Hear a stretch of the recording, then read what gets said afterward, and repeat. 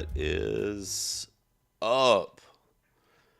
What is up, ladies and gentlemen? Welcome back to the garage. K-Rageous in the house. What up? I don't know why, man. This Streamlabs is going to be the death of me, guys. I'm an old man. I thought I could get it to work, but I guess not. Welcome. I want to talk movies so far this year. I want to see how we're feeling. I got my letterbox pulled up here too, and I'm going to share that with you in just a second.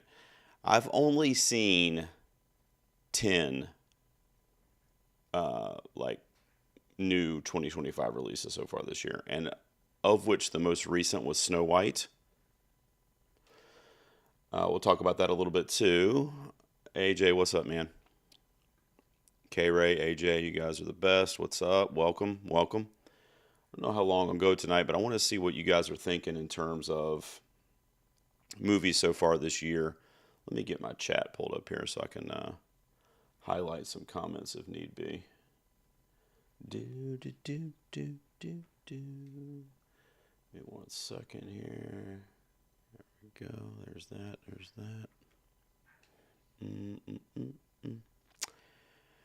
Let's see. This is the $1 million question, right? So, my son, who's 6, went with me to see it today, and in fairness, I'm going to be 50 years old this year. I'm an old white dude. I'm not the demographic for Snow White, particularly a remake of it. Man, I'm going to try to put this nicely.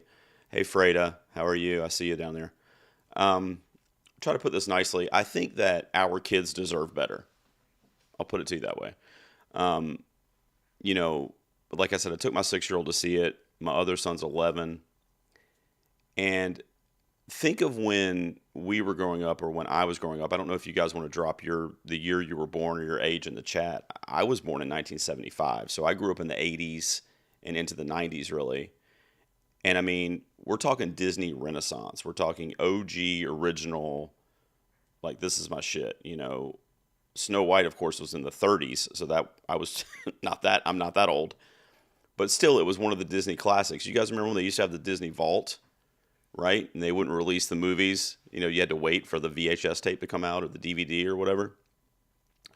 I'm going to go to your comments, but let me know the year you were born, because I'm curious how these Disney remakes are sitting with you, because what's bothering me more and more about them is how it's affecting the new generations, the younger generations going forward, because I'm equating it to how I felt, or how my sister felt even, seeing the Disney films in the 80s and 90s, and how that was life-changing for us. But our kids and the youth of America, or really the world right now, are getting these. And to answer K-Ray's question on the screen there, I did not like it. I filmed my review that's going to be on YouTube hopefully tomorrow. When I get home from work, I have to edit it. It's not very long, but I have to throw it together. And I gave it a 4 out of 10, spoiler alert. I just didn't like it. Rachel Zegler, innocent. I love her. She actually is a princess. She actually is a queen. So she's awesome. She can sing. I think she's a great actress as well. I loved her in West Side Story. So she really goes well with these kind of musical performances. And this is another one. Gal Gadot, who plays the evil queen, was the most stale, lifeless performance, especially supposedly a hammed up Disney villain that I've maybe ever seen. Was very bland, not good at all, and really brought the movie down the further and further we got along. Every time the evil queen came back on screen, I found myself going, this is worse than the last scene she was in. I mean, it's like she was trying to get worse throughout the movie until it was just like, I can't be here anymore. There's a lot of stuff I go into on the review without spoiling it. I don't know if any of you guys have seen it or if you have an interest in seeing it, but I'm just curious what you feel about the Disney live action remake thing. I mean, aren't we tired of it yet? And I mean, I can't imagine. I mean, I'm not a 9-year-old girl or whatever, but I can't imagine that kids are digging this. I'm seriously at a loss for the whole thing. And I know I'm probably the 500th old white dude that you've heard say that this weekend, but I just don't get it, especially when I remember what we got when we were kids. I'm gonna go through some of your comments, guys. Make sure you throw a thumbs up on the stream. Just give me a like on there, kind of boost those numbers a little bit. K Ray, thanks again for being here. I appreciate it. AJ, we're just talking a little bit about the ending of my weekend. I took my son to see Snow White, which was a bit of a downer for me. Although I think he liked it. You know, he didn't talk to me much about it after. We did a quick little short, which is on the channel if you want to check it out. And I think he dug it, but he wasn't like enraptured by it. He started to get kind of antsy after the halfway point, and that's also when I kind of think children or a family's movie may have failed, is that the little ones start to kind of wane and lose interest a little bit, and that started to happen with him. And he really should have been the target audience that was like locked in on this thing. So it had a lot of like slower, kind of dull moments in the story. And he doesn't know the original, but if you know the original, it makes it almost worse because, you know, the original is a tight film. I think it's under an hour. I can look it up. I can't remember. I think it's a really, really short film. And they dragged this out quite a bit. There were some original songs in it, and I mentioned how Rachel Zegler is really good. So we could be down the road to award season and maybe see an original song nomination for her, which would be cool, frankly, even though the movie fell flat. But other than that, AJ, the weekend's been it's been decent. What I do, I cut the grass yesterday. You know, us old white dude homeowners, we love cutting the grass. Spring is here, so I did that. That was cool. Had some beers, hung out with the family, and you know, went to the movies today with my little one. Let's see. AJ also says Snow White was definitely not performed well at the box office. It may end up losing money for Disney.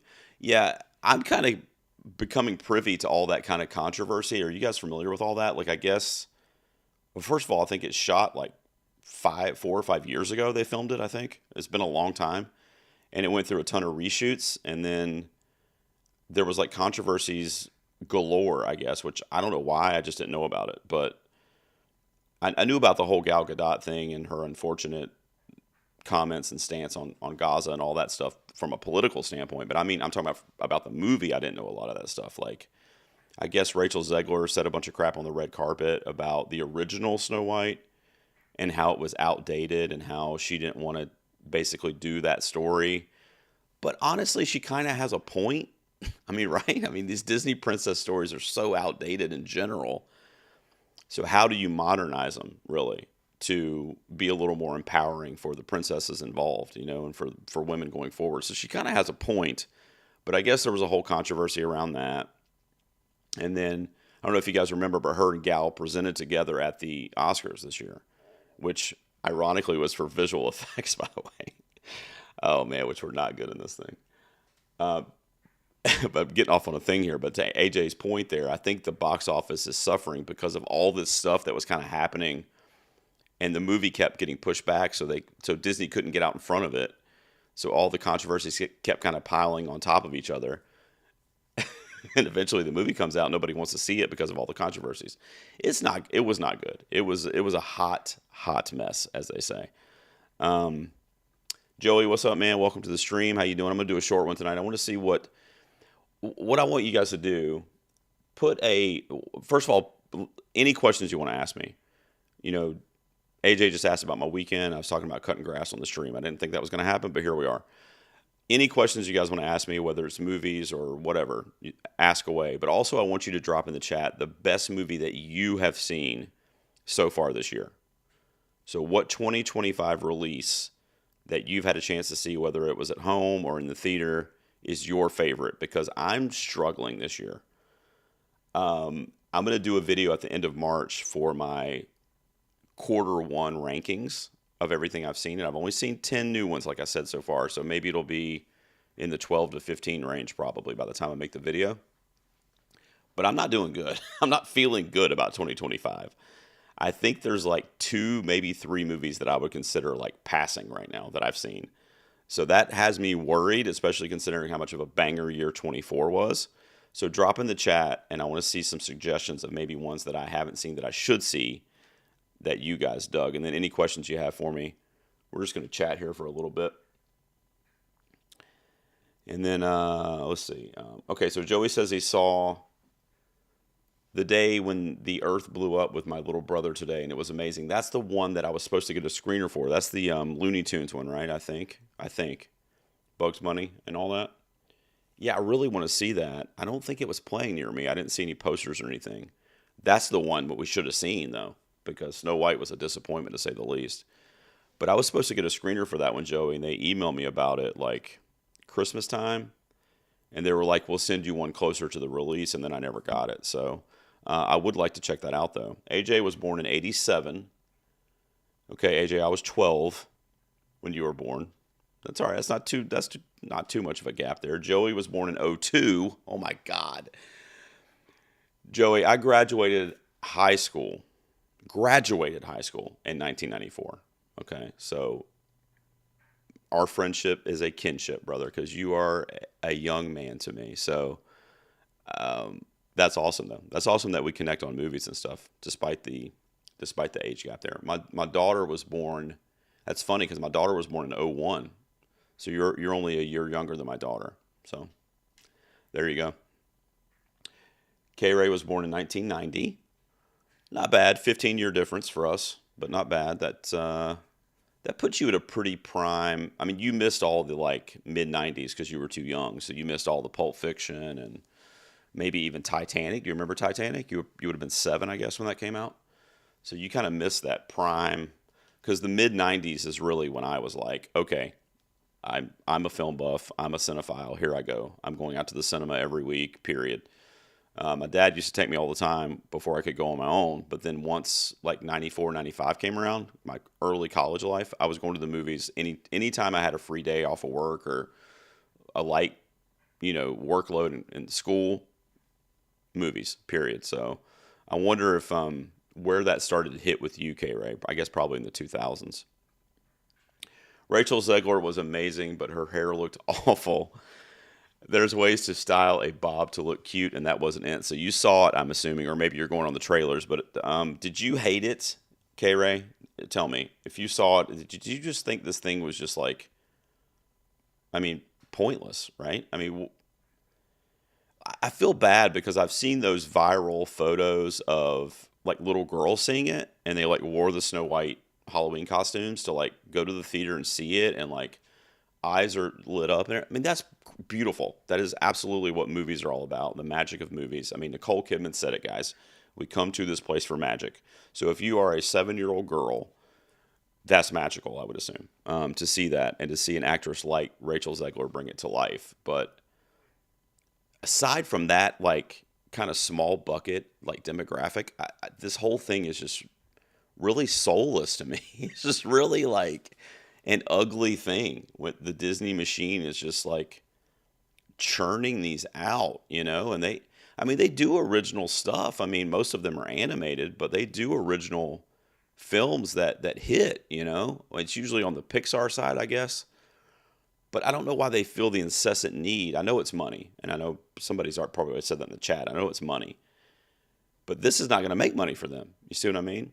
And I think that there's a possible bright side to that, even though I feel bad for Zegler and, other folks involved. But there's almost a bright side to that because they're going to have to start losing money on these things for them to change course, And I don't think, because even the Lion King, that was it Barry Jenkins that did the Lion, which I didn't see, by the way. Mufasa, right? The sequel. I got my Annie, talking to musicals. I got this when I went to see Annie on stage here, a touring Broadway show, which is another remake that I didn't really care for. But I mean, you guys get what I'm saying there? Like if they have a couple failures in this kind of subgenre, then maybe they'll be like, let's go back to the drawing board. And I mean that literally. I didn't mean a pun intended there. Like, let's get the animators in here. Let's get the screenwriters in here and let's come up with an original story, Call Brad Bird. I mean, he's got some ideas, I'm sure. So I love Rachel Zegler so much. I loved her in West Side Story. I love her. She's one of my favorite young, like, people in Hollywood right now. And she did really well in this. She was easily the best part of this. Like, not that there's a lot of competition there. If you see it, you'll see what I mean. I mean, there's hardly any other characters really that give acting performances really, aside from Gal Gadot, who was horrible, and the dude that plays Jonathan, which I guess is kind of this movie's version of Prince Charming, which they did away with that whole thing, and he was like a Prince of Thieves as opposed to just like Prince Charming. But anyway, the Rachel Zegler factor aside, the movie was just not good. I want to see what you guys have to say about it. Gal Gadot makes me feel like I can make it as an actor. She is so like. When did that happen though? Like, did I always think she was a horrible actress though? Do you guys think that? Like, in this movie, she was bad, like laughably bad in this film. Some of the line deliveries, like whenever the movie comes out on Disney Plus, I can't wait to get to see a scene pack or a clip package of her line deliveries in this movie. Horrible, like not even trying. And do you guys remember when Angelina Jolie did Maleficent? Now that was a performance. You know what I mean? Like she took that material and like digested it and then gave us what she gave us, which was tremendous. Very, very dark, very sinister, very campy. But this thing from Gal Gadot, she was in that, what was the what the hell was the Netflix action movie with The Rock and shit, it was Red something. She wasn't good in that either. And I remember thinking, oh, well, that wasn't very good. Wonder Woman, she was okay. But I don't know if we're kind of blinded by the whole Wonder Woman of it all because she kind of looks like Wonder Woman traditionally. And I don't know, I guess the Wonder Woman superhero character doesn't really require a ton of like, schooled acting maybe. I don't know. But yeah, K-Ray has a point there. I just, I didn't go for her in this movie at all, but I definitely didn't go for the performance acting wise here. Let's see. AJ says the best Disney remakes for me have been the Jungle Book, Pete's Dragon, Cinderella, Cruella. Yeah, I really did like Cruella with Emma Stone. I actually remember thinking, I wasn't doing it on my YouTube channel back then, but when that movie came out, I remember thinking Emma Stone might be in another Academy Award race for that role in Cruella. Really good in that. She was phenomenal in that. And that elevated the material, right? Because I mean, it is what it is. It's a Disney live action. I don't know if, I mean, Cruella's weird because that's kind of a prequel, right? But I mean, I guess, they're kind of regurgitating the source material, so I get what you mean there. But I think Emma Stone kind of elevated that material for sure. And Pete's Dragon, I don't think I saw the Pete's Dragon remake, but I've heard people speak highly of that. Jungle Book I did like. That was one of the Disney remakes I did like. I'm going to pull it up on Google and then I can share it with you guys. I can do a screen share. Let's see if I can get a list. Disney live action remakes. Okay, so Rotten Tomatoes has already done a... I'll just share this with you guys real quick. Rotten Tomatoes has already done a... let's see if this works. Yeah, there we go. I don't know why the border's so jacked up on it. Why is the border so weird on that? You guys see that? Let me turn the border off on this. Why is that border so thick? Let me turn that off. Okay, there we go. All right, sorry. I got sidetracked there. Okay, so Rotten Tomatoes. Let me stop inceptioning you here real quick. Oh, it's sharing it on the wrong tab. That's why. Let me go up to my other Google. I have two windows open, which was probably a mistake for what I'm trying to do here, but that's okay. So let me bring that down here. And it does like a real-time share too. You see that? All right, here we go. So let's see what these Disney live action remakes here. So let me go through these. Okay, so number one, there you go. So number one, was it AJ that was saying that in the chat? So that was his favorite. Pete's Dragon as well. Okay. I never saw this one, though. I never saw Pete's Dragon. I'll go back to your comments here in a second. Make sure you drop your favorite movie of 2025 so far for me, because that's really kind of what I wanted to get from you guys tonight, because I'm struggling. Cinderella, you also mentioned, I think. So this is... oh, I did see this with Lily James and Cate Blanchett. Yeah, I saw this one. That one was also really good. I agree. That was a good one, too. So far, now I can't count Pete's Dragon, but so far I've got one good one and two good ones. Okay, this must be the sequel, which I didn't see that either. This was good. We talked about that. So three, Mulan. I didn't really like it. It's got 71 here. I think I'm more on this. I think I'm more on this side. Um, I mean, that was before I was ranking movies, but I would probably give that one like a 5 or maybe a 6. I really liked some of the performances in that movie. And it was great, like cinematography and stuff in that film. I remember it being pretty practical in terms of like what CG normally shows up in Disney. But I don't think I would say I'd like that one. So far we got this one I didn't like. Another actress that I freaking love, Emma Watson, who played Belle in this. I love the casting when I heard it.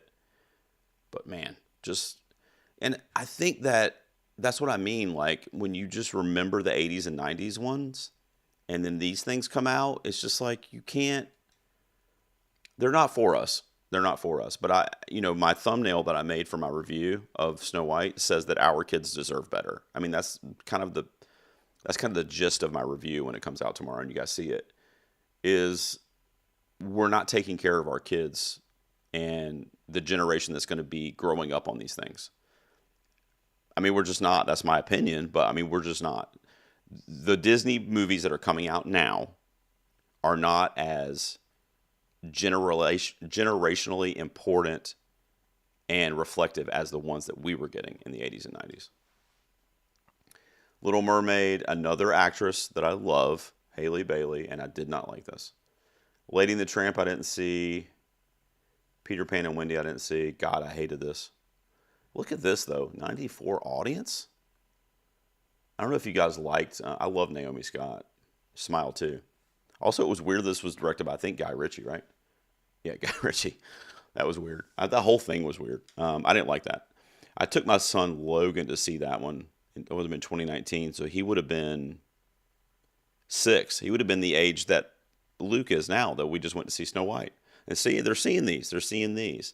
Now, the good news is Logan had seen the original Aladdin with Robin Williams, the animated one, which is a freaking classic. This is the one I was talking about earlier, not good. This was not good, but I loved Angelina Jolie in it. I also remember thinking she might get a nomination that year, 2014, when I was covering that award season, or when I was predicting that award season. I remember thinking, okay. I don't think she did, though. I don't think, but I remember lobbying for her. I thought she was really good in that. Yeah, not good. Dumbo was dumb. So Tim Burton had a bit of a stretch here, right? And he's always done a lot of Disney stuff. By the way, I hated this one. Another one I took my 11-year-old to see when he was younger. Did not like it. So these two Tim Burton ones, Tim Burton's one of my favorite filmmakers ever, period. He's in my top 5 filmmakers of all time. But these two movies were like not good. I mean, it was like walking into just an absolute train wreck that you just are staring at. I mean, it was horrible. Dumbo is such a wholesome movie. That's another one that's like an hour. It's really tight. And then here we go. So they put this one at 18. How many did they say we're on here? 23. Let me see what's below it. Because God, if I rank this thing dead last, I don't know if I hated it that much. But let me see. I don't think I even actually saw this one. That was the sequel, right? I don't think I saw that one. Yeah, these were bad with Glenn Close. Doesn't she like actually kill a dog in it or something? I remember there was some controversy around that. I didn't see this one. What the hell is this? Is this real? Through the Looking Glass? Is that real? It still has Depp in it. Do you guys know this thing? I never saw this. The original came out in 2010, and this came out in 2016. Why don't I remember this? I definitely didn't see it. Okay. And this was a fucking child's nightmare come to life, this thing. It was not good. Guillermo del Toro's was good. I don't know what the hell this thing was. So, yeah. So I think they might have it right then, considering whatever this is. Because they have Snow White up here at 18 towards the bottom, but not at the bottom. That's probably right. All right, let's see. Let me go back to your comments if I can figure out how to get to them. See what you guys are saying over there. So, where did I leave off? Got AJ up there. So K-Ray says she zoned out during the love song, even though it was a pretty song. It just wasn't. I just wasn't invested in the couple enough. It wasn't. I see the light. True. The songs in this, just to comment on that real quick, the songs in this were not memorable, and that's the problem with these Disney properties. Is that, especially if you want to be one of those like Oscar-winning original songs from a Disney movie, you have to be memorable. You know, "Let It Go" is a perfect example from Frozen. I mean, that's going to be a song that's going to be remembered literally forever when it comes to like animated tunes. Anything Lin-Manuel Miranda wrote, right? "How Far I'll Go" from Moana. I mean, basically anything he was involved in, which would be modern Disney. But even looking back to the old stuff with Elton John on the Lion King soundtrack, you know, "Can You Feel the Love Tonight" and all that. I mean, they're memorable. They have a lasting legacy themselves versus just like, oh, that sounds familiar. I think I saw that in a Disney movie once. You know, if that. Like, I don't, if one of these songs played on the radio tomorrow and I heard it in my car, I would not remember having seen it in the movie I just saw today. I don't think any of the original songs were good. And they were all very, like, slow, too. Right, K-Ray? Like, they all seemed very, like, almost like too, like, melodic, I guess, like too melancholic. It was a very slow soundtrack, I thought. But I do think that with Rachel Zegler's star power, and if the original song lineup is as weak as it was this year, and the Amelia Perez of it all, then we might have an original song nomination coming from this movie. I don't know. We'll see. Rachel is too real and people can't handle it. You know what I'm saying? She just says it. She just says it. I mean, the whole Disney princess thing is outdated, so she just says that on the red carpet, and then people get up in arms about it because she's playing a Disney princess. I mean, she's not wrong. I mean, you know, I saw one interview with her because I was kind of baffled by the whole thing. So I was like, well, let me see. Did she say something crazy? And I watched one of them back. I think it was at the D23 Expo from like last summer or whatever. And she said something. Somebody asked her, like, what did you mean that it's going to be a modern take on the story? And she said, well, it's just not 1937 anymore. So we're going to tell it like it's today. I mean, that's fine. You know, I mean, what? I don't understand why people get upset about stuff like that. Original Snow White is one of my favorites. Okay. Of all time, the live action Snow White looks cheap. Yeah, which is weird because it's not. I don't know the budget on it. But it's not cheap, I don't think. I mean, the reshoots didn't help, I'm sure, in terms of the budget. And then Gal Gadot probably cost a pretty penny, I would imagine. But that's cool, man. That, especially we were talking about how young you were too, Joey. That's cool that that's one of your all-time favorites. I mean, that's the OG. Was it 1937? I think it was 30s. I think it was. I hope it may have been 40s, but I think it was like 1937 or 8 that original came out, and that was like the first like feature-length like studio animated film. And look where we've come in almost, what is it, 90 years? Almost 90 years. Look how far we've come. And we've gone back around to where somehow, a movie that comes out in 2025 with all of the advancements in AI and technology and all the shit we have now, somehow looks worse and cheaper, to Joey's point, than a movie that came out in 1937 when you had, 20 dudes drawing it in a room. I mean, what am I missing here? Like, that shouldn't be the case. You know what I mean? Like, we should be able to figure this out as a society to where we're not releasing this stuff that's just not up to par, especially for the amount of money that they're spending on it and that we're paying for it. It's crazy. Let's see. For a movie that cannot afford to lose any audience members like Snow White, actors have to be more aware of staying away from controversial statements. That's a good point. AJ. But kind of like what I was saying with Rachel specifically, and I haven't really seen much else other than what I just told you about, is that she to Kay Ray's point, she gives me the impression that she's a very authentic and very real person.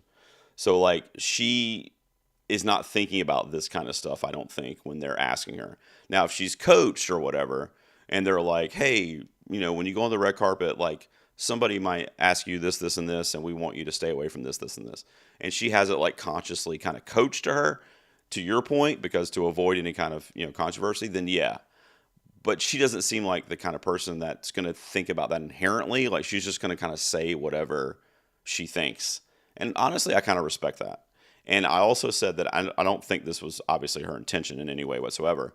But I also think, like I said earlier, that it could be a silver lining, because if this movie bombs for whatever reason, and then let's say the next one bombs, they get a couple bombs under their belt and they lose some money, like hundreds of millions of dollars on these things, then maybe they start to rethink their kind of plan of just, you know, pushing out all these live action remakes when they frankly should be doing more original stuff.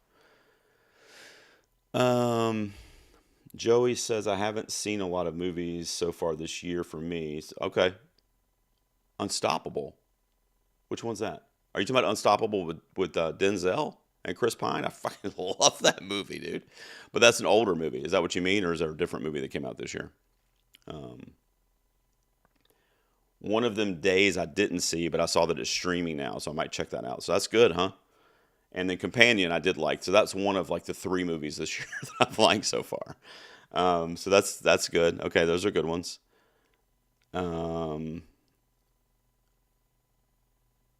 Let's see. Okay, Ray's got a question here. Did the message of the film make you laugh? The queen is greedy and won't share. Snow White is generous and shares and has a community, while Disney is a mega corporation that screws over employees and keeps IPs and sues. Yeah, I never thought about it in that context, but the whole plot in general was extremely stupid. The whole thing was like patched together so incoherently. And I know, to give them the benefit of the doubt, I assume a lot of that was the reshoots and trying to figure all that out in post. But you had the nods to the original, which obviously Zegler was not a huge fan of and had kind of already said she didn't want to do that. But you had certain, traditional aspects that were still in there, which were cool for, people like us and Joey that, like the original. But then you had all these other, like, remodified versions of the original characters and storylines and stuff. And then you had a completely separate, like, brand new thing that was kind of like what you're talking about. And the ending, I mean, I know K-Ray may be the only person here that's seen it, or at least that I've talked to so far, but the last, like, 10 minutes, I was like, what? That's how it ended? Like, look, this is not a huge spoiler or anything, but I'll just tell you because you guys know, it's a happily ever after. It's a Disney movie. So this is not a spoiler, but Snow White shows back up to the kingdom that is rightfully hers, by the way, that for some reason she hasn't spoken up in 20 years or whatever it is. She shows back up at the kingdom wearing a red hood. She looks like a Little Red Riding Hood, basically. And then basically they're like, oh, okay, that's the princess. She's back. Here we go. We're good. We're fine now. That's literally the end of the movie. They do some kind of weird magical shit with the mirror to get rid of the evil queen, which also didn't make any sense. It wasn't logistically explained in any way. And I'm just like, what? Like, what? If it was that easy, why did we do all this? You know what I mean? Like, I don't know. But yeah, I never thought about it in that respect. But it's funny. Let's see. Oh, it's Courageous. I like to say K-Ray, though. But I guess I'll say Courageous. All right, I'll call you Courageous from now on. I'm sorry. I was saying K-Ray to kind of shorten it, but I'll say Courageous. Let's see. Have you seen the One Battle After Another 20-second teaser? Full trailer is coming out this week. It looks intense and intriguing. Hoping this is PTA's year for Oscar love. That movie's my number one with a bullet. I think it's between... Yes, I did see the teaser. And it was good. It was good. It did enough to tease, right? It really teased you. They had that shot of Tiana Taylor out there, and like the cast is stacked, like Leo, obviously. But this is the largest budget that PTA's had to work with, which I think will help him when it comes to like the PGAs and the DGAs, especially, and on the circuit in general. And then obviously that's leading up to the Oscars. But I agree with you that I think this is going to be a big year for Oscar love for him. He's one of those like seminal filmmakers that always pops up when they have a movie. I think the only movie that of his that hasn't been nominated is maybe Inherent Vice, or maybe that got a screenplay. Actually, maybe all of his movies have been nominated. I could Google that, but anyway, I think maybe all of his movies have gotten a nomination, which is kind of crazy. So Yeah, I think he's coming back with a vengeance here. I think he will be nominated for like at least six, maybe more Oscars. If the acting prizes start to fall into place for like, I think Regina King's in it, right? If Tiana Taylor, like Sean Penn for supporting, Leo obviously for lead, director, screenplay, picture. I mean, we might be looking at, a 10 plus night in terms of nominations for this guy. But I think that the Academy wants to do it too. We saw that with Sean Baker this year, in my opinion, with the Nora. Now, I love the Nora, so I'm not using that as an excuse, but I think it helped. It was a very seasoned filmmaker that they've recognized before and that they love and they clearly have an affinity for, but they had never had the right time or right chance to reward him properly. And then Nora came along and they're like, okay, this is our chance. So I think unless One Battle just like tanks and the reviews come out and it's like a fucking 12% on Rotten Tomatoes, which of course is not going to happen, but unless something crazy like that happens and it's just not received at all positively, I think it's pretty much a gimme. Now we'll see. We get into the fall and other movies start to compete, around the circuit or whatever. Things might change in the lineups, but when you're talking about 10 movies and you're talking about top 10 like eligible films for Academy Awards, I don't see how you can't say that One Battle After Another is at least in that top 10. I mean, for me, it's number one. I mean, the only other movies right now that I think that you can logistically say, and I mean logistically, of course, we all could have arguments for probably 100 movies right now, but logistically based on like who's involved in them, besides this one, would be Wicked for Good and Avatar, Fire and Ash. Those are the only three movies, in my opinion, right now that you can go, well, yeah, but here's why, bam, bam, bam, and have like an argument for it. The other ones would more or less be hypothetical and hopeful and wishful and like possible, I did that whole video where I talked about 40 different movies, and for all I know, 38 of them will never get mentioned again. I don't know, So, but yes, I saw the teaser, and I'm actually going to do a trailer reaction on the channel for the trailer when it comes out, which I don't know what day that is.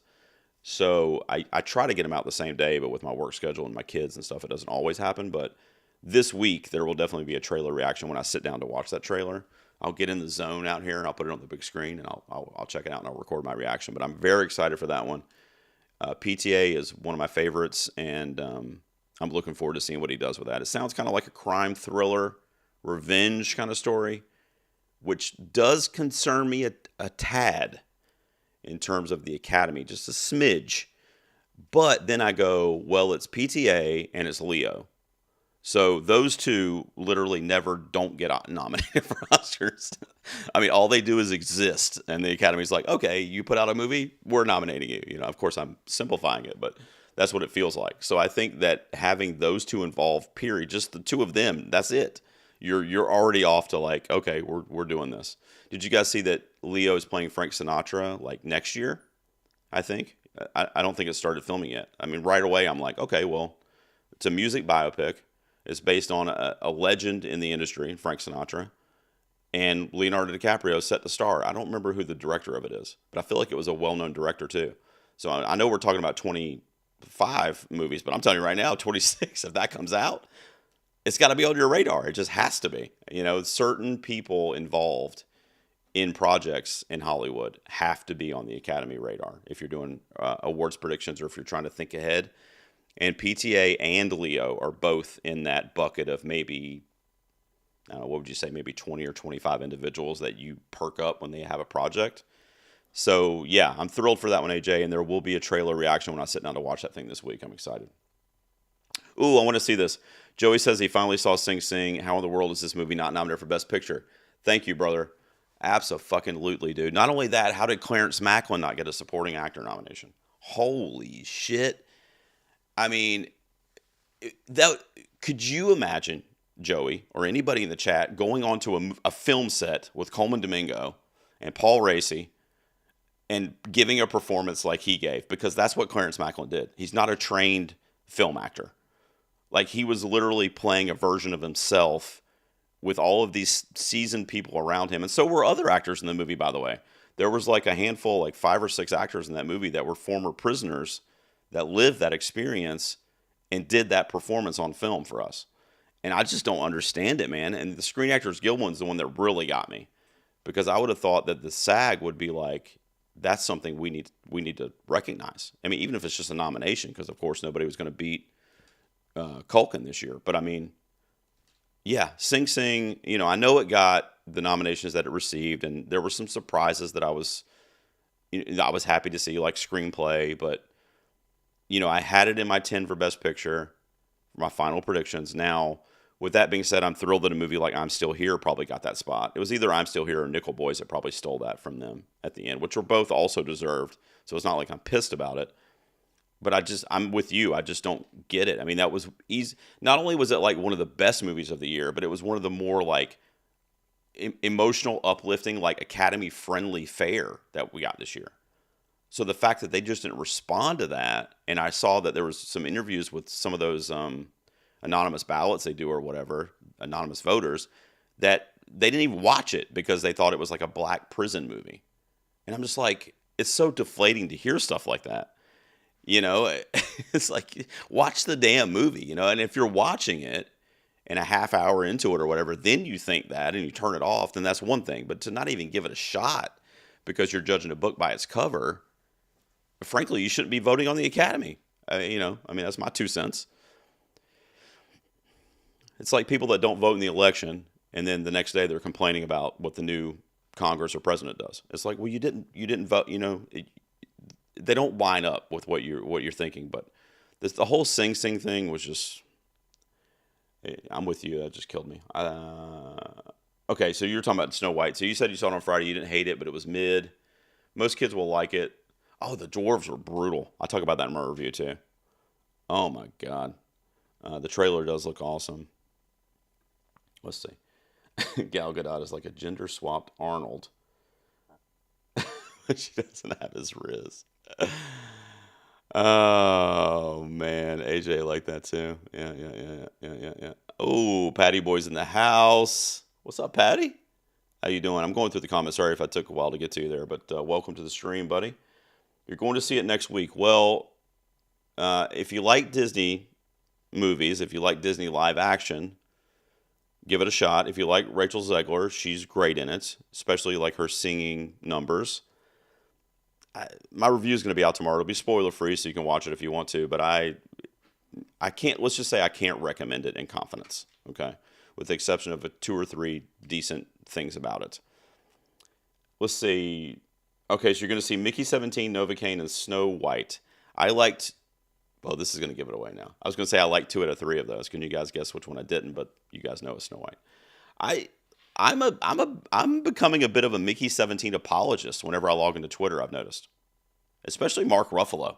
I'm just going to tell you guys right now, I fucking loved him in Mickey 17. Mark Ruffalo took that weird, eccentric, off-the-wall character that we had from him in Poor Things and like said, okay, let me take that and let me add 1,000 to it. And just do the stupid, most buffoon shit that this character would ever do in space. And that's what we got from his character. And I love the fully committed, buying in silliness that we got from Mark Ruffalo in the movie. The problem is that his campiness and silliness didn't match the tone that Bong Joon-ho had in a lot of the rest of the film. But I don't think that was Ruffalo's fault. You know what I mean? I think Ruffalo was playing to the ridiculousness of his character in the movie, which, by the way, was somewhat modeled by Trump. I said that in my review, and I thought that was going to be divisive, and then I saw a bunch of other people that already said it. So I was like, oh, okay, well, at least I'm not the, outlier or whatever. But it was a very over-the-top character that I felt like his performance matched that. But I think you'll enjoy Mickey 17. It's a little more like Okja Bong Joon-ho. It's definitely not Parasite Bong Joon-ho, which is my favorite Bong. But yeah, it's good. And then Novocaine was a fucking great time. I can't believe I'm saying this right now, but I think Novocaine might be my number 1 movie of 2025 right now. Literally, I'm serious. Like, literally, I think so. Like, I really, really liked it. I thought it was just awesome. I love Jack Quaid and his charm and charisma. He was also in Companion, by the way, which is also really high for me this year. And Amber Midthunder is like, oh my God, just a divine queen. And she was the second in that movie. So yeah, really, really good. You got some good ones on the docket there, man. Let me know what you think of them when you get a chance to see them. Courageous says she fears the Lilo and Stitch live action is going to be huge. Yeah, you know what's so funny Courageous, is that I went to see Snow White today with my boy, and the first like three trailers that played were all live action remakes that are coming up. What are we doing? I mean, this one, Lilo and Stitch. What else? The How to Train Your Dragon? Why the fuck are they doing that? I mean, do you guys know? Why are they doing that? And not only that, the actors that they cast in the roles in the How to Train Your Dragon remake, which, by the way, nothing against them. Get your bag, you know what I mean? But they look exactly like the CGI animated ones that we already have. Like, they literally casted human characters that look like the CGI animated characters from the movie. Oh my God, I'm gonna get so upset. Yeah, but you might be onto something there with Lilo and Stitch. Let's see. Craig, I'm excited to see what Craig Gillespie does with Supergirl. He seems to excel as a director at women-led films like Cruella and I, Tonya. Yeah, until you just did that, I didn't know he was doing Supergirl. So I'm excited about that too, because I do like Craig Gillespie as a filmmaker. I do, typically. And I like both of those examples you gave too. So yeah, let's check it out. Let's do it. Is that going to be tied into James Gunn's Superman? I don't know. I'm out of the loop on the superhero thing. But it probably is. Patty says, I got a stomach bug. Oh, couldn't go to the movies last week. That's a bummer, man. I'm sorry. This is a little funny anecdote, personal story. We went out to this new like taco place near my house, and my son, my 11-year-old, he got this big giant burrito. He doesn't want to order off the kids menu anymore, guys. He's too big for the kids menu. And if they say 10 and under, he won't do it. I was like, okay, whatever. You've been 11 for like a day, but okay. So he got this giant burrito, and he like literally killed it, which I was proud of him. And then we get home, and he like starts running around playing soccer, and he's like working up a sweat, and it's like 5 minutes after he got done eating. I'm like, dude, that's not a good idea. And then he got sick. I'm like, you gotta think, man. You gotta let that burrito digest. You know what I mean? You can't go out there and go crazy right away. I'm sorry to hear that, though, man. I hope you feel better soon, buddy. I appreciate you being here. Oh, it's Lindsay. Lindsay Dunn. How are you? Welcome. Courageous says she's still getting caught up from 2024. Oh, you saw it this year, Sing Sing? Yeah, that's a good one. Okay, Presents I want to check out, but why? That was very divisive, I saw. And that's Soderbergh. So now he's got Black Bag out now too, which I'm going to try to catch this week. I haven't seen it yet, but I want to catch Black Bag specifically before I do my Q1 rankings in a couple weeks. So I'm going to try to see Black Bag, and then I'll probably watch Presents also. But I'm wondering why that was divisive without spoiling it, Patty, if you can tell me. Because I was expecting to really like that. Did you guys hear of a horror movie that came out last year called In a Violent Nature? I think you guys know I'm a huge horror fan, but that was told through the perspective of a camp slasher like Jason Voorhees. So it was in his POV essentially the whole time. So we're following this mass killer around with a machete in the woods in this like summer camp setting. And the movie was, I liked it. I think I gave it like a 7 out of 10. I really liked it. The kills are what put it over for me because they were practical and awesome, if you like that kind of thing. But I remember thinking like that was a very unique style to shoot a horror movie that we've seen 1,000 times and has been like regurgitated over and over and over again, really since like the 70s. And so to do that same movie, but to do it from a different camera style, different point of view, I thought was ingenious. And honestly, I remember being mad I didn't think of it. So then when I saw Presence was doing something similar, but as a ghost story, I was like, okay, we're getting something here. So now we're going to start kind of seeing this trend a little bit. So I don't know how they could do it next with like the demon side. Like, how do we do a demon movie now with a different POV, you know? They kind of did the slasher, maybe do a home invasion film, but somehow a different POV, or almost like, you guys remember, I know this is not a horror film. Well, it actually kind of is a horror film, but The Zone of Interest that Glazer did last year, how he did that thing where he would have like the webcams like in the house, when he shot it. So like Big Brother, I saw people compared it's kind of like the Big Brother style of filmmaking for The Zone of Interest. Maybe something like that for a home invasion film. But they're being inventive, unlike Disney, with Snow White. But yeah, I'm wondering about Presence. I'm gonna check. I should check that out before I do my ranking, so I can see if where it ends up falling on the list there. And I think it's VOD now too. Peter Pan and Wendy was good. Yep, I agree. Oh my God, Naomi Scott. Did you see Smile too? Courageous. Man, it's so good. Lindsay says, I did not see Snow White. I backed out of that one, but you did see Warfare. Are you talking about for the screening? Yeah, I took Luke to see, my son, to see Snow White today. I didn't go to the screening for it. We had a Little League game the night of the screening. And the same thing for Warfare. It's Little League season, by the way. So I'm like, my son has a Little League, which I'm an assistant coach of his team, so I pretty much have to be there. But he has Little League on, let me think, Mondays, Wednesdays, and Thursdays. And if one of those nights gets rained out, sometimes they'll reschedule it. Like if it's Monday and it gets rained out, they'll do it on Tuesday. So, but nonetheless, he usually has 3 weeknights a week that I'm doing Little League with him, and that goes on through basically the end of April, like first week in May. So the screener viewings are a lot less frequent for me because they usually fall on a Little League night. And if it's going to get rained out, I usually don't know until the night of that it's actually getting rained out, and I would have had to have already RSVP'd by then. I think the next one I'm going to is that horror movie called Drop, which I think is next week, I think.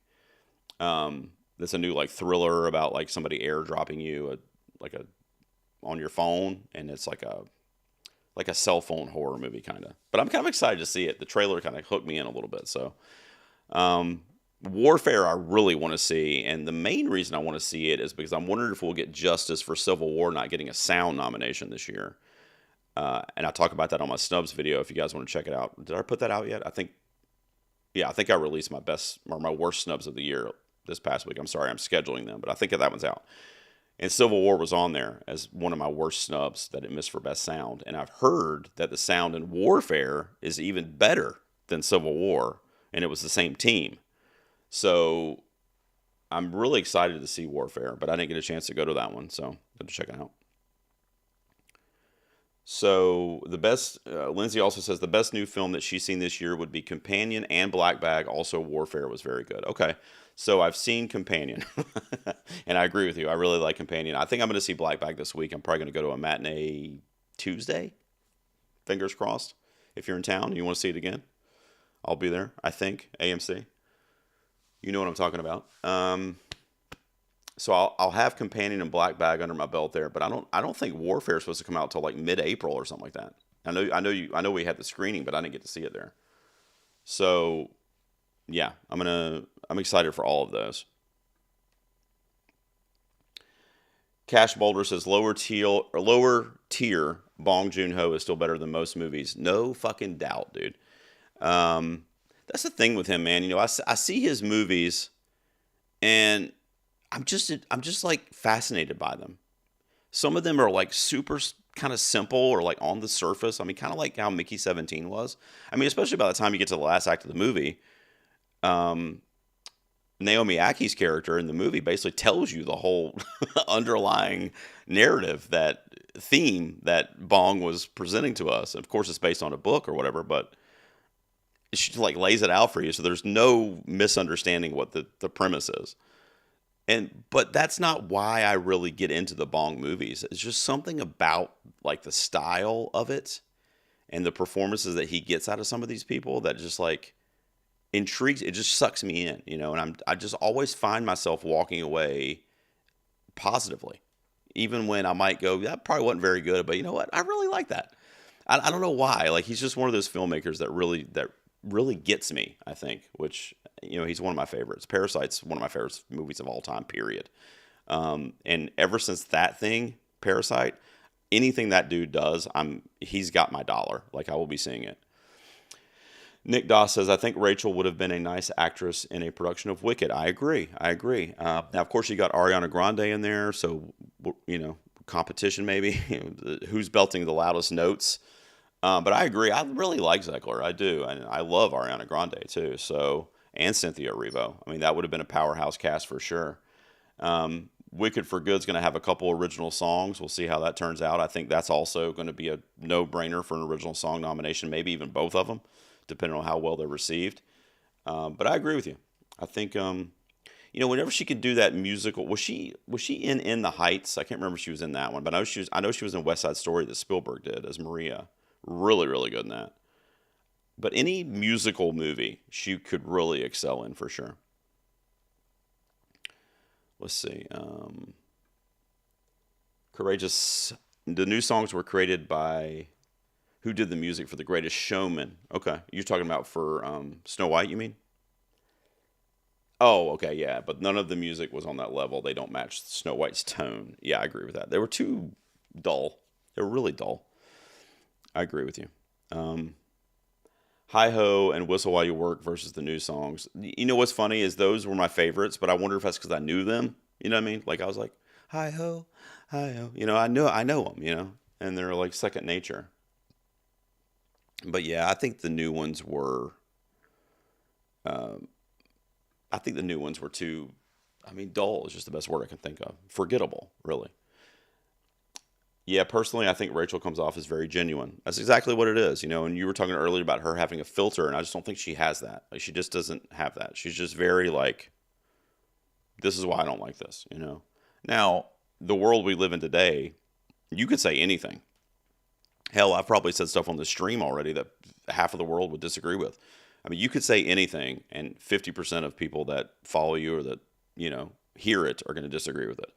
So you can't really avoid that. So I don't think anything she said was incorrect. I mean, it's not 1937 anymore. And the vantage point of some of those stories should be different. Now, if you're telling a straight up page to screen adaptation and you're not changing anything, then so be it. But if you're modernizing it, then that's kind of what they did here. And it just didn't work for me. But in terms of the modernization of it, I don't disagree with what she said. Now, I haven't seen everything she said, but based on what I've seen, it didn't seem that crazy to me. Unstoppable is the movie that came out on Prime about a guy that wrestling in high school and college with one leg. My God, I don't know that one. Okay, Joey, I'm going to have to check that one out. It's on Prime. I'll give it a go. The Unstoppable I was referring to is Tony Scott. It's a Tony Scott movie about a runaway train. It's based on a true story in Pennsylvania. And there was this runaway train that the brakes didn't work, and they tried to do something with the brakes, and they ended up making it faster. So over time, it gets faster and faster and faster the further it goes along the track. And it's based on a true story. So you go, well, this is Hollywood magic, or this is fun crazy. But then you find out is a real thing that happened. And Denzel Washington's in it, and Chris Pine, and they're the two dudes that work for the train company that are trying to stop it. And it's called Unstoppable. It's a pure action movie with Denzel just being Denzel, and it's amazing. And Tony Scott, rest in peace, one of my favorite action filmmakers. Obviously, did Top Gun. So if you guys want a great action film, and I think it's less than 90 minutes, look up Unstoppable. It's really good. But I'll also check out the one you recommended there. Let me go through these. So Patty's got some info here. He says the movie is riddled with controversies. Oh, yeah. The Dinklage stuff. I did forget about that. Gal Gadot, I know about with the Gaza stuff. Rachel Zegler, the remake of one of the greatest and most important movies, being the movie that built Disney, for sure. Yeah, the animated foundation, for sure. Yeah, I knew about the Dinklage stuff, too. I forgot about that. You know what was so weird about that, Patty, is that they had these, like Courageous said earlier, these demonic, whatever the hell those things were that were in the movie. They looked like literal garden gnomes, like come to life. It was frightening, okay? But they had an actual little person in the movie. Like, in a separate, like, he wasn't one of the seven dwarfs, though. And I'm like, why didn't you just cast him as one of the dwarfs? Like, you know what I mean? Like, it was just so weird. Like, I agree with Peter Dinklage. I don't understand why Disney, the most, like, lucrative, especially when you're talking about family films, like movie studio in the world, couldn't get seven little people together to form the dwarfs. That's a controversy they didn't need. They brought that on themselves. And not only that, they probably spent a hell of a lot more money to CGI those dwarves versus casting seven dwarves that probably needed work. Like, you know what I mean? The whole thing is just baffling. You know what I mean? Nick says, to be honest, Snow White is such and old and basic story doesn't seem particularly unique or interesting enough to remake. It is pretty. It. I get what you're, but they could have though. That's what's disappointing is I feel like they could have done something with it. They could have made it more substantial with this remake, which would have then also given validity to the fact that they're doing the remake. Because otherwise, why the fuck are we doing it? You know what I mean? And that's what you walk away with because they didn't do anything new with it, to your point. They kept it basic, like you said, and they just, it's a Disney princess story. The only thing they really did with this version was they kind of nixed the whole, like, I'm being saved by the man, the prince. Although she still kind of was in a weird kind of roundabout way when it comes to the poison apple and all that stuff. So, yeah, that's what's disappointing about it because you're not wrong there because it's a very, like, princess being saved by the prince story, and that's basically it, right? But if you're going to remake this movie in 2025 and you've got your star, Rachel Zegler, saying, we're not 1937 anymore, we don't, we're going to do something different, like this, then what happened? Why didn't we? Maybe it got lost in the editing or the reshoots or whatever. I don't know, rewrites. But yeah, that's what's more upsetting to me, Nick, is not that it's a basic story, but just that they didn't add anything to that basic story from 100 years ago. I get fired up every time I start talking about it. I'm sorry. Kevin Davis, what's up? Welcome, Kevin.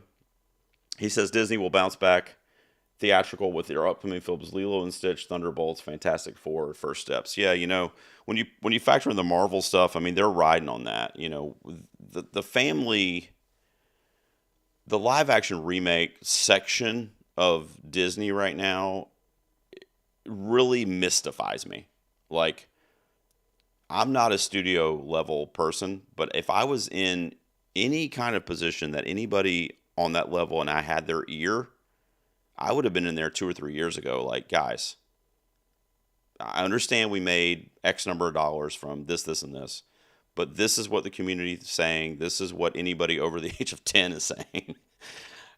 We need to maybe funnel it down to a different path, or kind of like, what do you call it? Like wean off of it. They could wean off of it to where it's not like cold turkey, they're gone forever. Maybe you have some in development. Okay, they're in development. We've committed to this actor or whatever, director, and we kind of like do the best we can with those, but then maybe start to kind of transition to something a little bit different. And God forbid we do something original with these things.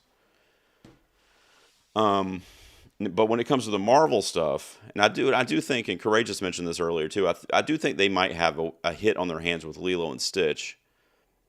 But I always go back to the same question with these, is are they going to do something different with it? And I mentioned the How to Train Your Dragon earlier, which I know is not Disney, but to me that's the most egregious example, at least based on the trailers I've seen, which I saw one today before Snow White again, by the way. That's the fucking same movie with actual humans in it, but it's the same film. I don't understand the shot-for-shot, beat-for-beat remake of something that already exists that is well received. And I just don't understand that. And especially when you say live action, and then it's like 70 or 80% CG still. Sorry. But I do think that Disney is going to be fine, to your point, Kevin. I do think they're going to be fine. And the Marvel stuff is going to hit hard. I was excited for Fantastic Four, and anybody that knows me, I'm out on the MCU. I'm like punched out. Okay, they would have to do something like astonishing to bring me back as a fan. I mean, I'll go see them, but almost always I walk away going, that was fine. Okay, sure. Like I just saw the new Captain America. What was it called again? Brave something. Brave New World. I just saw that, and I mean, I walked out and go, it's okay. The Red Hulk was cool. Harrison Ford was, a maniac as usual. Okay, sure. I'll never see that again. So they're not doing anything for me other than they're entertaining me for 2 hours, but then that's it. I'm not taking anything. I'm not leaving the theater with anything memorable to like take with me. I'm not buying it on Blu-ray. I'm not, going to see it a second time with friends of mine. But I was excited for the Fantastic Four when I saw that trailer. And it kind of reminded me of WandaVision a little bit, which I really liked. That was the last show that I liked of theirs. And now, in fairness, I haven't watched all of them, but I take that back. I did like Loki first season, But the last one that I was like really invested in was WandaVision, and Fantastic Four's trailer kind of reminded me of that aesthetic a little bit. So it may have spoke to me a little bit. Cray cray. You know what? It's funny. The first time you popped on my stream a couple months ago, I thought that was what it said. I thought it said cray cray goes or something. So it's funny you say that. Let's see. So, okay, so it did. AJ, did you look it up? Has he ever not been nominated? I think all of his films have been nominated for something, which is, I mean, how do you not predict him for one battle? Catch Boulder says, do you prefer There Will Be Blood or No Country for Old Men? I would have loved if PTA won director or screenplay that year, but I love both movies. That was a year. Holy shit. That's a great question, Cash Boulder. As a film, what I do when I answer these, versus questions a lot of times is I will, especially when it's a tough one like this, because it's not a straight answer for me where I'm like right away one or the other, because I love both of those movies so much, but really for different reasons. But what I do a lot of times with these versus questions is I just tell you which one I would watch right now if I had to pick one. And for me, it would be No Country for Old Men. That's the one with the highest rewatchability for me. Now, when it comes to There Will Be Blood, I just marvel at it. I just revel in the filmmaking aspect of it. And, of course, the performances, too. Paul Dano, Daniel Day-Lewis, I mean, just like a clinic, an absolute clinic in the form of acting in that movie. And then PTA's direction and just the cinematography and just, man, it just looks so good. I mean, if you are a cinephile, if you pay attention to the technical stuff in filmmaking, that's what draws me to There Will Be Blood. But from a narrative standpoint and from like an entertainment factor, I would probably go with No Country for Old Men. But I'm with you in terms of, that's why I think that One Battle this year is going to have even a heftier weight to it when it comes to the Academy's votes, assuming it gets in there, because, stuff like this, we didn't give him this for this, and this. Look at what this guy's doing for Hollywood. You know what I mean? Look at this resume. Holy shit. Oh, Punch Drunk Love didn't get anything, did it? I just had a epiphany. I don't think Punch Drunk Love got a nomination. That was PTA, right? I think that was PTA. I'm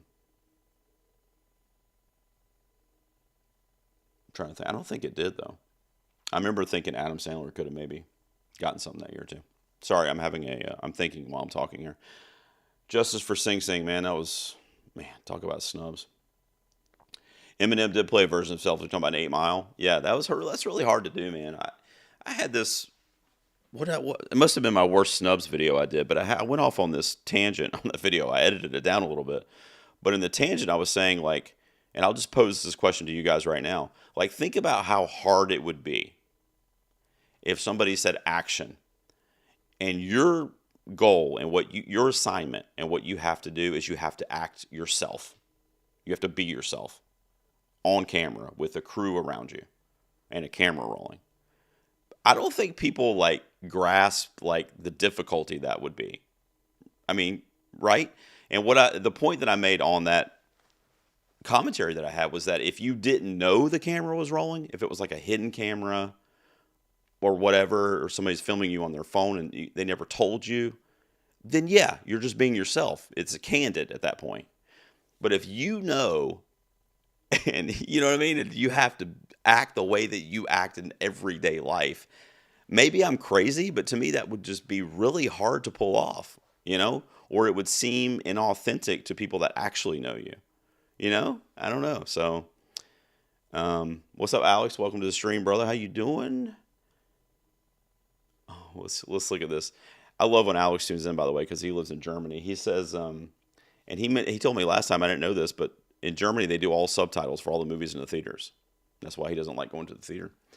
Germany changed the title of Novocaine to Mr. No Pain. They also changed A Complete Unknown to Like a Complete Unknown. Why did they do that last one? That last one's weird. I wonder if the Novocaine, I mean, I'm assuming you guys have Novocaine in Germany, right? I feel like that's a worldwide anesthetic, but Mr. No Pain is obviously kind of what his character is, so that one makes a little more sense. But they just added a word to A Complete Unknown there, so that's kind of strange. Interesting. Okay, so that is James Gunn's DCU. Okay, cool. Travis! I don't know if you're still here, brother. Oh my God, that's one of my OGs, guys. Holy shit. So TV's Travis right there. Also a pretty sweet beard, by the way, on that dude. But he is, man, I don't even have the backlog that far, but he was one of the very first podcast guests I ever had on in my old podcast when I did top fives. He came on quite a few times, and I've been on his show too. But damn, that had to be Travis. That was probably the first time he came on was probably like 2017 or 2018, probably. But anyway, what's up, man? Welcome. SCW, what's up, brother? A regular. I'm glad to see you in the house. Patty says he thinks Presence was divisive because it's not a typical horror movie, a supernatural ghost story with some horror elements. That's my best guess. And he wants me to go in blind. I mean, I am going to be going in pretty blind, so that's good news. I mean, I know the shtick. I saw the trailer. I know the ghost is, we see everything from the ghost or whatever perspective. But other than that, I don't know anything about the family or the characters or, aside from Lucy Liu's in it, who I love. So I am going in kind of blind. I love David Lowery's A Ghost Story, which a lot of people hated that because of the same reason. And the marketing in the trailer, which I think was A24 or maybe Neon, it was one of the two for sure. But they did that movie dirty because they also marketed that film in a way that it was like a haunted house or a ghost movie. Go back and watch the trailer on YouTube. Like, that's how they kind of presented that film in the early marketing stuff. And David Lowery just made a very beautiful, like, reflection on loss, and that was such a good movie. But the public didn't like it because of their preconceived notions of what it was going to be, which of course was not Lowery's fault or the film, anybody's fault involved in the actual film. So I wonder if Presence is suffering a similar kind of thing right now. Yeah, well, they haven't started the games yet, though, Travis. The games start next week, so last week in March. Yeah, our first game is Wednesday. So we've been doing practices for the last 2 weeks, and it's been cold at a couple of them. But it runs basically all through all of April and first week of May. We do fall season too. And this kid's crazy. So the only time we're not playing baseball is in the winter, because he does summer camps. We have our local team, the Durham Bulls here, is like the minor league team. He does summer camps with them, and then the Y has summer camps for baseball. I mean, this kid's crazy. He's like Bryce Harper. He's playing all the time. But yeah, first game's coming up. Courageous, if that's for me, I haven't, but I'm going to see it Tuesday, I think. Hang tight. I'm probably going to do it in my quarter one video that I do, where I rank all the movies I've seen so far this year at the end of March. I'll do that first week of April, something like that. Let's see. I hesitate to ask, have you seen the trailer for Celine Song's The Materialist? If so, what do you think? I will start by saying, yes, I've seen it. What I think. I think my fears were proven. I think it's going to be a romantic comedy. That's what I think. Which, that's fine. I mean, there's plenty of romantic comedies that I love in life. But at the same time, how many romantic comedies get nominated for Academy Awards? Not a lot. I mean, it does happen occasionally, but not very often. So I was more hopeful for a little bit more of a past lives type film.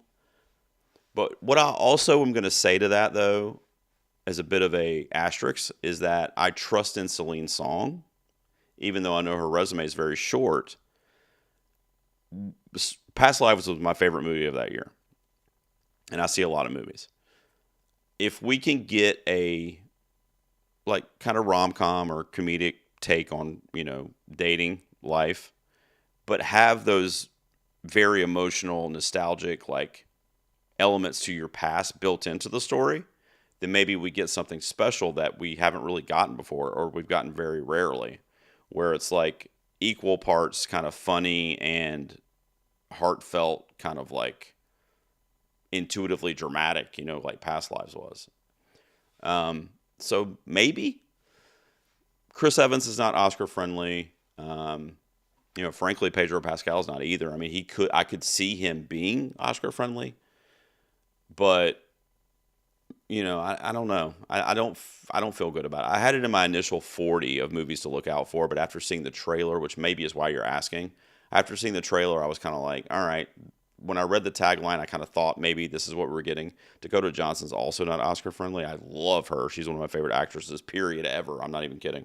I love her so much. And honestly, that's an actress that I would love to see get some Academy love. But I thought maybe for what's that movie she did with Cooper Rafe? Shit. What was that romantic comedy she did with Cooper Rafe last year? Crap. Anyway, I love that movie. I thought she might get some Oscar recognition for that film. She plays like this single mom who kind of starts up a relationship with a younger guy who's her babysitter for her kid. What was the damn name of that movie? Does anybody know the name of the movie with Dakota Johnson and Cooper Rafe that came out on Apple TV? It's going to drive me crazy. Throw it in the chat if you know what I'm talking about. You podcast with Nick, you disagree all the time. That's true. Tony Scott was a legend. Yeah, we were talking about Unstoppable earlier. So let's see. So he responded to you, and he says, as a huge fan of Past Lives, I was a bit underwhelmed by the trailer, but I'm definitely looking forward to the film, especially because of Celine and the 3 stars. Nailed it. I'm worried about its Oscar chances because of the kind of vibes I get from it. I mean, unless we're thinking maybe screenplay or something like that, which obviously she could do. But yeah, I just didn't, and I was worried about it from the get-go. Because when I saw the cast, I was like, Dakota Johnson and Chris Evans, no. They might not even watch it. You know what I mean? They're just not, I don't know why. I mean, I love both those people. I just don't know why they just don't, you look at the history of it and you just don't feel good about it. And then when I saw the trailer, I was just like, yeah, we might, it's going to probably be great, but I don't know that it's going to be Oscar worthy. SCW says, have I seen Flight Risk with bald spot Mark Wahlberg? No, it's on streaming. Should I see it? Is that what you're asking? I don't know. I was worried about that one. Is that the one Mel Gibson directed, right? Or wrote or something? Or is that a different one? I don't know. I kind of liked the premise when I saw the trailer. I was kind of like, oh, okay. That might be like a taut thriller and a claustrophobic thriller, maybe it'll be all right. But then I never saw it, and I saw it was streaming. Corey, Joey was talking about that earlier. He wants to know if anybody saw the Looney Tunes movie, The Day the Earth Blew Up. I don't know if Joey responded to you, but he saw it and said it's his favorite movie of the year so far. So I really want to see it. I love Looney Tunes. I grew up on Looney Tunes, so I'm thrilled to see that one too. I don't think it's playing around me though, but we went to see Snow White today instead. But yeah, I haven't had a chance to see that one yet. Let's see. Yeah, Joey, I see Joey told you in there. And money is the reason, Travis. You're right. For the Disney remakes. Yep. Bob Iger is the CEO, and he doesn't care about making art, only making money. Yep.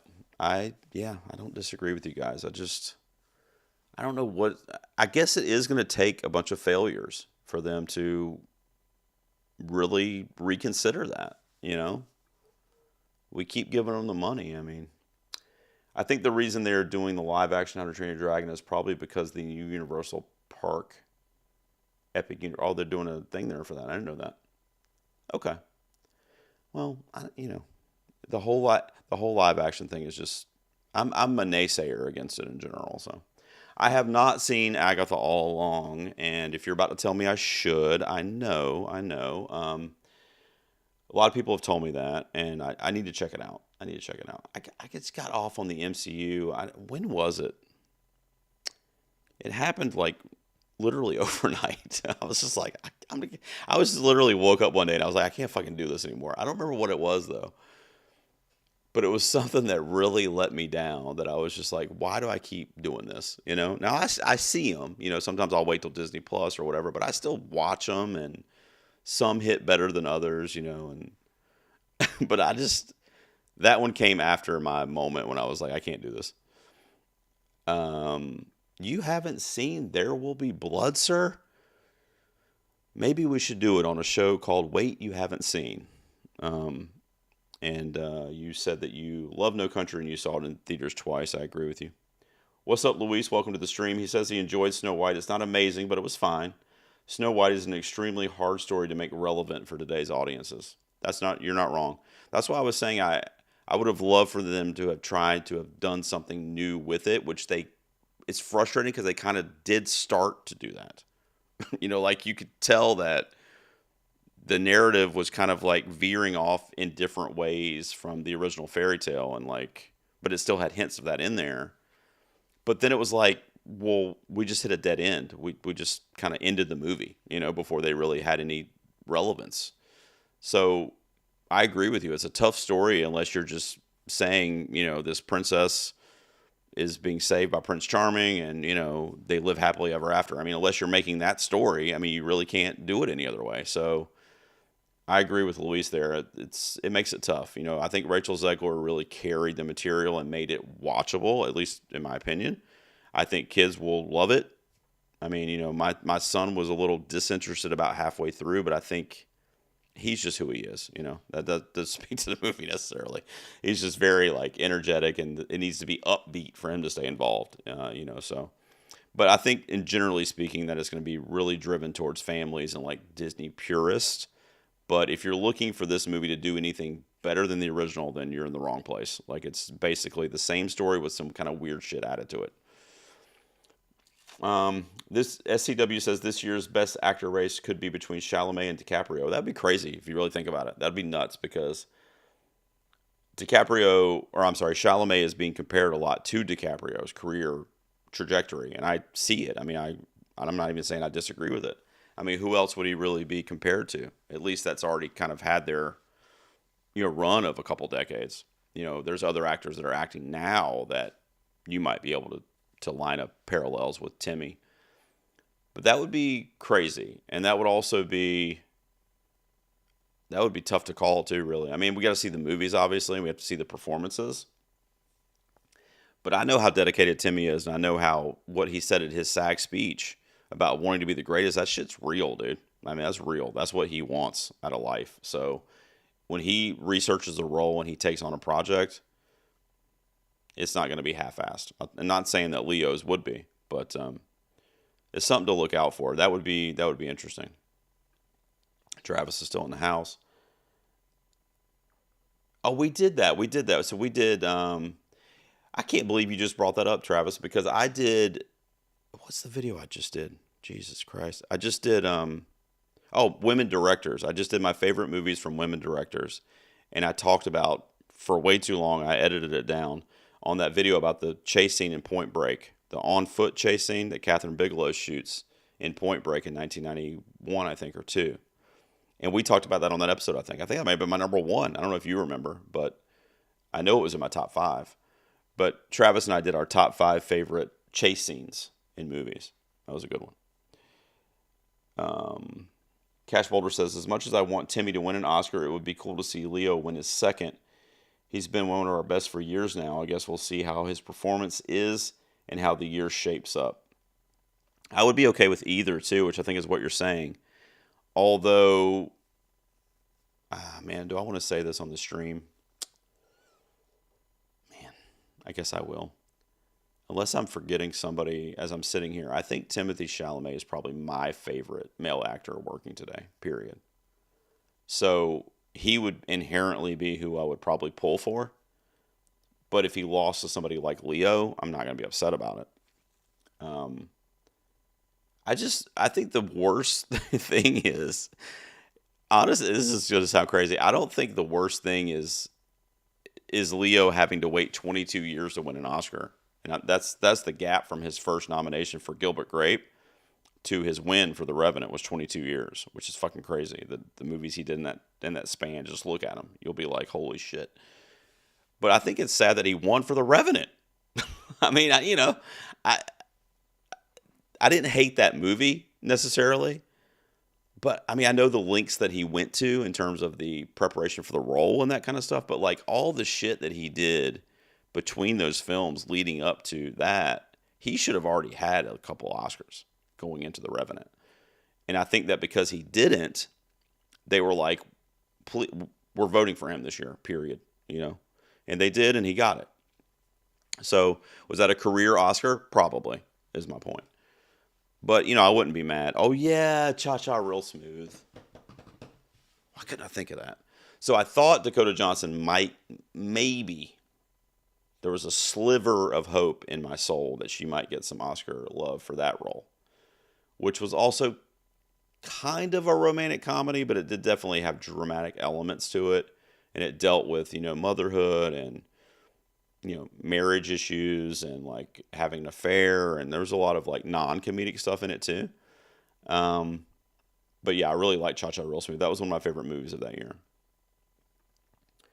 SCW says, who do you think could take the best casting next year? Obviously, we don't know anything, but an early prediction could be one battle after another. It could be. They could also, I need to do these early predictions, honestly, because I started doing this spreadsheet. I got ChatGPT helping me and stuff, but then I keep correcting ChatGPT. Have y'all run into that? It'll tell me shit that I know is not right. And I'll be like, wait a second. And I'll like correct it, and then it'll fix its database. Or I don't know. It kind of freaks me out a little bit. But I'm making the spreadsheet of the movies that are in the conversation this year, that have the most Oscar nominations previously. And I'm doing that based on the director and like the top billed actors. So like obviously PTA has a bunch of nominations. Leo has like 7 or 8 nominations. Like, so which of these have the most like Oscar nominated talent behind them? And I'm kind of doing that, not necessarily for the casting award, although that could be something to look at because they're going to obviously, they have trends, right? So actors that they tend to vote for, they tend to recognize. I was initially thinking for the casting award, without giving it a ton of thought, I was initially thinking Wicked for Good, just because that could be a collective award, especially if it doesn't win Best Picture, which it's probably not going. I mean, maybe if it blows everybody away and it's like 100% on Rotten Tomatoes and everybody fucking loves it, then I mean, maybe. But right now, I wouldn't think it would be my front runner to win Best Picture. So maybe something like casting.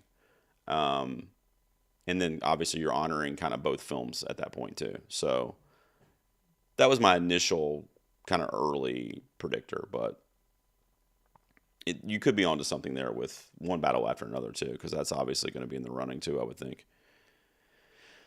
Oh, let's do it, man. Let's do it. There will be blood. I mean, you already said it. I mean, you need to. We need to do it. We need to do it, brother. Okay, so I'm going to be wrapping up here. Let me see if I got a couple more. SCW says McConaughey's transformation in Dallas Buyers Club was impressive, and I liked his speech, but DiCaprio should have won. Yeah, I mean, he should have had a couple. Was that the Blood Diamond year with Dallas Buyers Club? The Departed? Can't remember. I mean, hell, those might have been in the same year, actually. I think Blood Diamond and Departed came out the same year. But the dude's is on a tear, man. I mean, he's one of the best alive, so he should have had a couple. I mean, Catch Me If You Can, he could have had an Oscar for that. Um, yeah, it's crazy. It's crazy. I love McConaughey, and I'm glad that he has an Oscar. He's actually in the conversation this year too. He's got a he's got a role where he plays a bus driver that drives residents that rescues them from like wildfires in California, which is not based on this year's wildfires, but it's coming out this year and they just had the wildfires. So it could be very topical and relevant too. I can't remember the name of that movie, but he's in the conversation, maybe getting another actor nomination for that. So be on the lookout for it. And then Cash Boulder says that he agrees with The Revenant being a makeup career Oscar. Yeah, I think you might be right. I mean, it wasn't Leo's best performance. Let's just put it that way. I didn't hate it, but I didn't love it. Oh, Wolf of Wall Street. That's right. Thank you, Luis. It was Wolf of Wall Street. But that was the same year as McConaughey.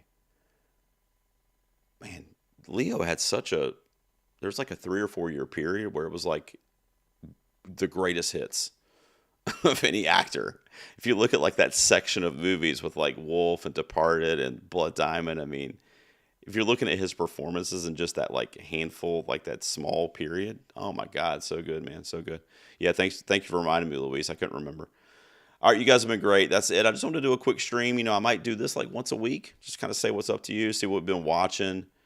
Um, is that the one that I'm talking about? King of Umziah. Okay, that's the one I'm talking about, I think, where he plays the bus driver that does the rescue gig or whatever. So yeah, that's what he's getting he's getting a lot of notoriety for that role. So we'll see if he comes back to the Oscars this year. You guys are the best. I might do this like once a week. No obligation or no pressure, but memberships are open on the channel. You can just click join. I think it's like $3 a month. And all my videos go out early. So I've been trying to get ahead of the game since I kind of put the podcast on pause for right now. I've got more time. So if you want to join the channel, you get all my videos early. No pressure. You don't have to, but it is available to you because when I edit them, I put them up there for the members. And then they come out when they come out. So tomorrow on the channel, which one comes out tomorrow? My best pictures of the winners of the last 10 years ranking comes out tomorrow. So I'm doing a whole series of the last 10 years. So starting with best picture, so everything that's won from 2015 to this year's Anora. So that's like, Spotlight, Coda, Parasite that we talked about. So all the movies that have won the last 10 years, and I rank them 10 to 1. And I kind of talk about each one of them and why I rank them where I do. And that's going to be a series. So then I'm going to do the lead actress winners of the last 10 years, lead actor, both supporting categories, and the last 10 directors. I'm going to rank their films also. So that'll be out tomorrow. And then all kinds of shit. What am I doing? I'm doing the PTA trailer reaction this week, right? My Snow White review is going up. Actually, that's probably going up tomorrow too, or maybe Tuesday. And yeah, so make sure you subscribe and keep tuning in. And if you guys want anything, please let me know. I always put up community posts too. You guys can comment on those. But y'all are the best. I appreciate you tuning in for this, and have a good week. Make sure you tune into my videos this week and throw a thumbs up on them. I really appreciate you guys tuning into the stream here. And I'll talk to you soon.